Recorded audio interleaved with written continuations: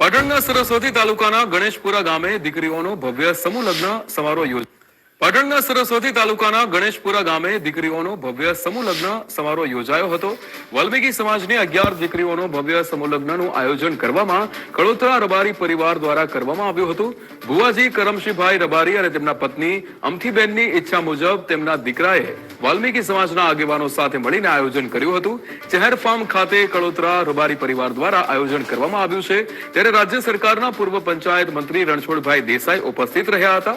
પૂર્વ પંચાયત મંત્રીએ કહ્યું કે સામાજિક સમરસતાનું ઉત્તમ ઉદાહરણ પૂરું પાડ્યું છે. દીકરીઓના પરિવાર પાસેથી એક પણ રૂપિયો લીધા વગર દુલ્હનને તમામ જરૂરી ચીજવસ્તુઓ આપવામાં આવી હતી. ગણેશપુરા ગામે કળોતરા પરિવારના ભાઈ શ્રી કમસીભાઈ અને એમના પરિવાર દ્વારા સમાજના છેવાડાના ગરીબમાં ગરીબ જે પછાત વ્યક્તિઓના સમૂહ લગ્ન કરવાનો જે પ્રસંગ એમને રાખ્યો છે, હું આ પ્રસંગે આ પરિવારને ખૂબ ખૂબ અભિનંદન આપું છું.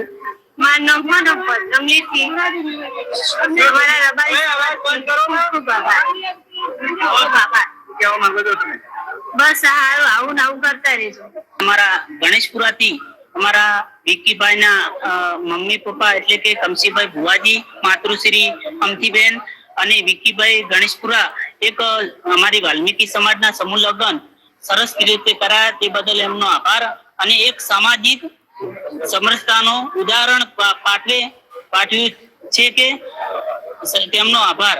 હું એમ કહેવા માંગુ છું કે આ પ્રેરણા મારા માતા પિતા, હું જયારે 18 વર્ષનો ત્યારે મને સમજણ પડી, પણ એ પહેલા હું નાનો હતો ત્યારે અમારા ગામનો વાલ્મીક અખંડ આંધળો હતો અને એને એની દીકરી પરણાવવાનો બહુ શોખ હતો. ત્યારે એને દીકરી નથી એટલે સપનું અધૂરું રહી ગયું હતું. મારા માતા પિતાએ મને વાત કરી કે બેટા આપણે આ રીતે કરવું છે.